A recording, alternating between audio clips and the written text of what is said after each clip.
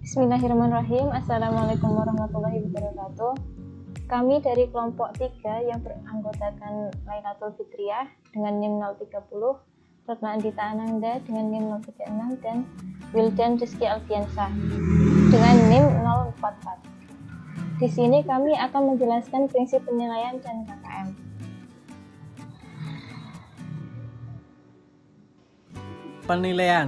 Penilaian adalah proses pengumpulan dan pengolahan informasi untuk mengukur pencapaian hasil belajar peserta didik.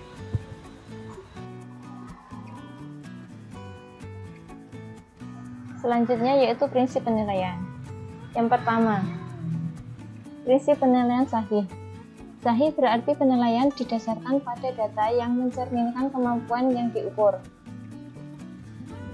Yang kedua yaitu objektif. Objektif berarti penilaian didasarkan pada prosedur dan kriteria yang jelas, tidak dipengaruhi subjektif. Prinsip yang ketiga yaitu adil.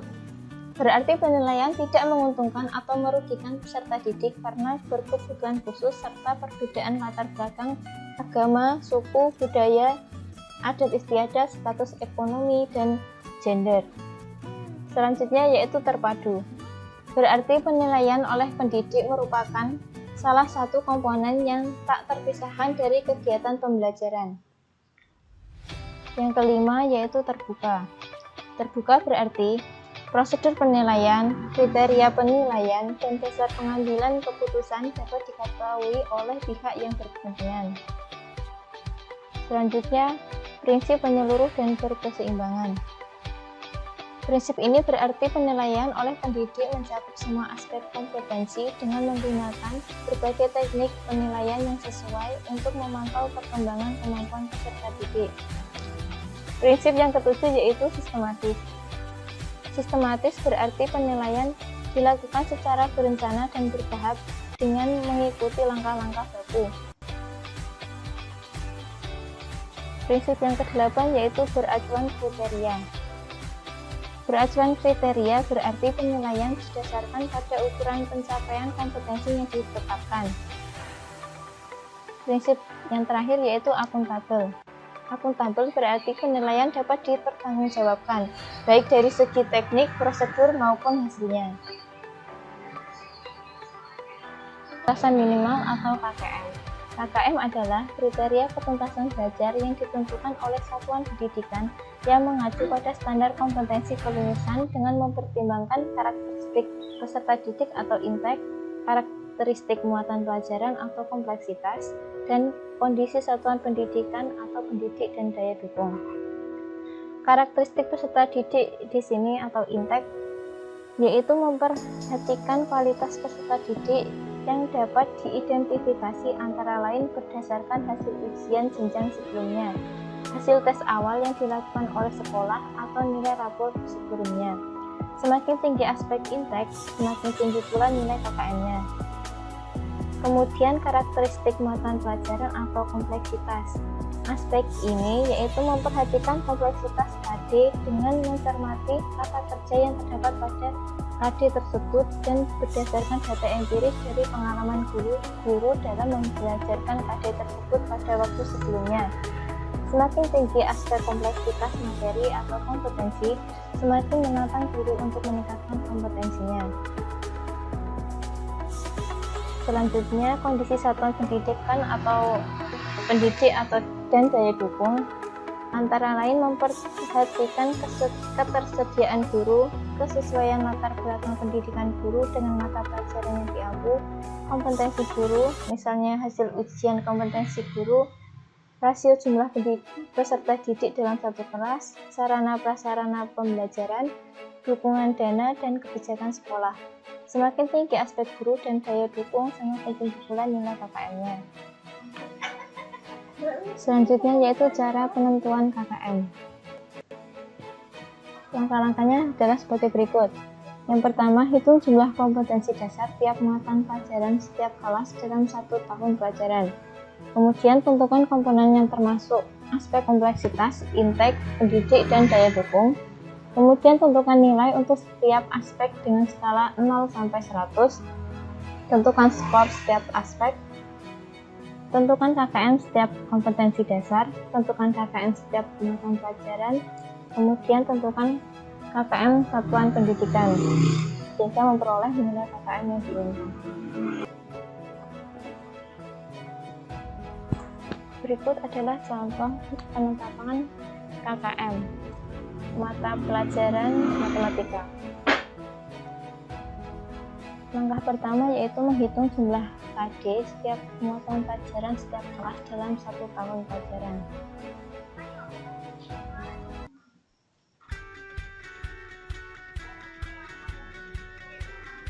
KD di sini dituliskan dalam kolom ini dari 3 titik sampai 4 titik, dan indikatornya dituliskan di sebelahnya.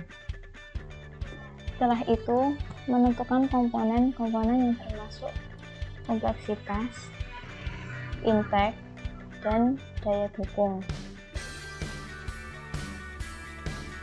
Setelah itu, menentukan skor tiap aspek.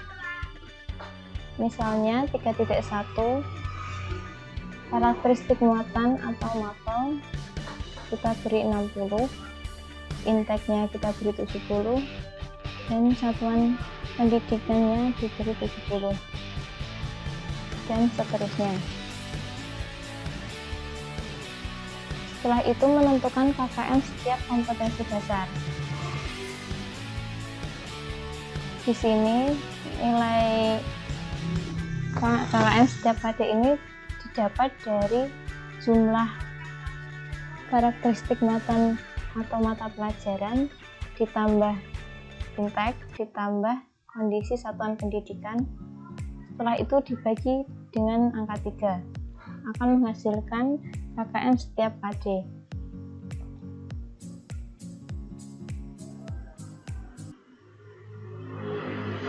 Setelah menentukan KKM per KD, kita tinggal menentukan KKM setiap muatan pelajaran, yaitu 68 di sini contohnya.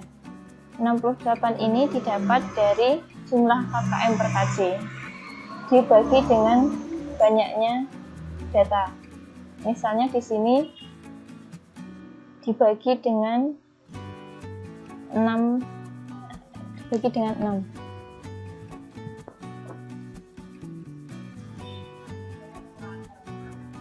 Setelah itu menentukan KKM satuan pendidikan. Setelah KKM setiap pelajaran ditentukan, KKM satuan pendidikan dapat ditetapkan dengan memilih KKM yang terendah dari seluruh KKM muatan pelajaran. Misal suatu sekolah menentukan KKM untuk seluruh mata pelajaran yaitu 60, berarti predikat C atau cukup dimulai dari 60.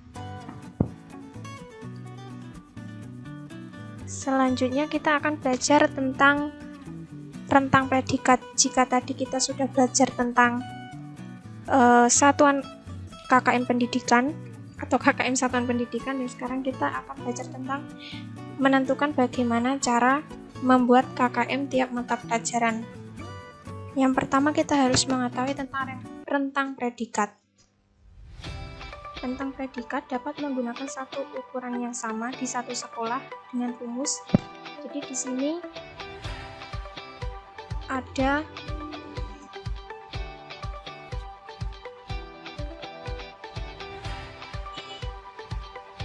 rumus dari rentang predikat, yaitu sama dengan nilai maksimum dikurangi KKM dibagi 3.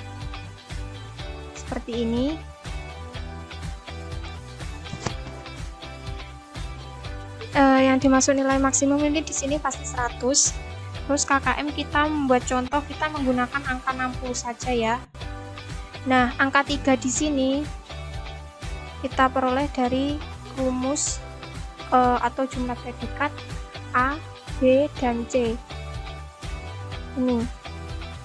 Ini kan ada 3A, B, dan C. Nah, kalau nilai D biasanya itu kita tidak perlu kita gunakan, jadi kita gunakan yang A, B, dan C saja. Dan setelah itu kita hitung 100 dikurangi 60 per 3 sama dengan rentang predikatnya 13 Ini setara dengan rentang predikat 13 dan 14. Berarti nanti dapat kita jumpai jika predikat A, rentang predikatnya pasti 13, dan jika nilai B dan C, rentang predikatnya pasti antara 14.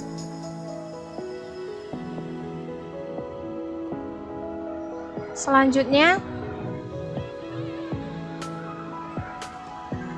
nah seperti ini. Jadi untuk rentang predikat A, yaitu rentang predikatnya 13, dan predikat B serta C, rentang predikatnya pasti 14. Kita buktikan seperti ini. Misal KKM satuan pendidikan 60. Ini tadi panjang interval atau rentang predikat yang tadi ya. Kita gunakan seperti ini, 40 dibagi 3, maksudnya angka 40 diperoleh dari nilai 100 dikurangi 60, yaitu 40 dibagi 3. Itu tadi seperti di awal contoh, 3 diperoleh dari A, B, dan C, dan hasilnya diperoleh 13,3. Nah, kita hitung hasilnya. Misal kita tentukan nilai A atau nilai sangat baik itu 87 sampai 100. Dapat kita hitung. Kalian bisa menghitung interval antara 87 sampai 100. Pasti dapat kita jumpai bahwa rentang predikatnya 13. Selanjutnya, yang B ini 73 sampai 87. Dan kalian bisa hitung rentang predikatnya pasti 14.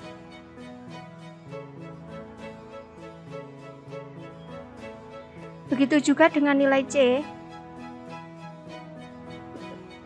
Ini rentang predikatnya juga 14. Kalian bisa hitung dari 60 sampai 73. Ini rentang intervalnya atau predikatnya juga 14.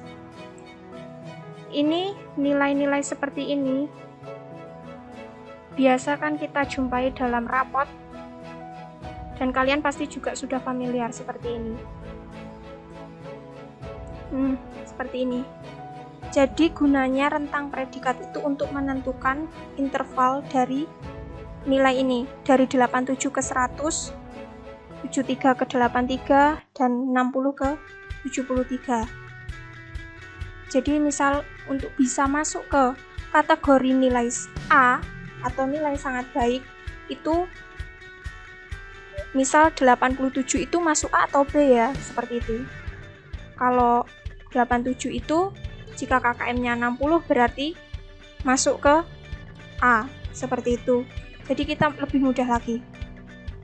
Untuk selanjutnya ini hanya contoh ya, untuk beberapa KKM menggunakan rentang predikat. Caranya juga sama seperti awal tadi. Jika KKM satuannya ini 80, berarti ini panjang intervalnya 20 dibagi 3. Kalian juga bisa tahu ya, 20 diperoleh dari 100 dikurangi 80 per 3. 100 dikurangi 80 pasti 20 dibagi 3. Hasilnya 67. Berarti nanti rentang predikatnya yang sangat baik, nilai sangat baik ini pasti 6, dan yang baik serta yang cukup rentang predikatnya pasti 7.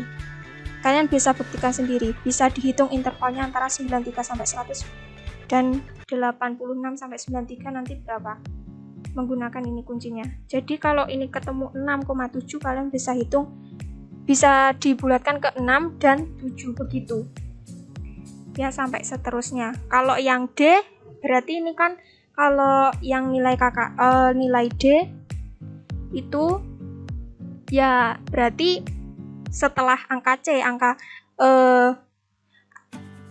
nilai C yang terakhir paling kecil, nanti ketemu yang nilai D, seperti itu. Sekian, terima kasih. Assalamualaikum warahmatullahi wabarakatuh.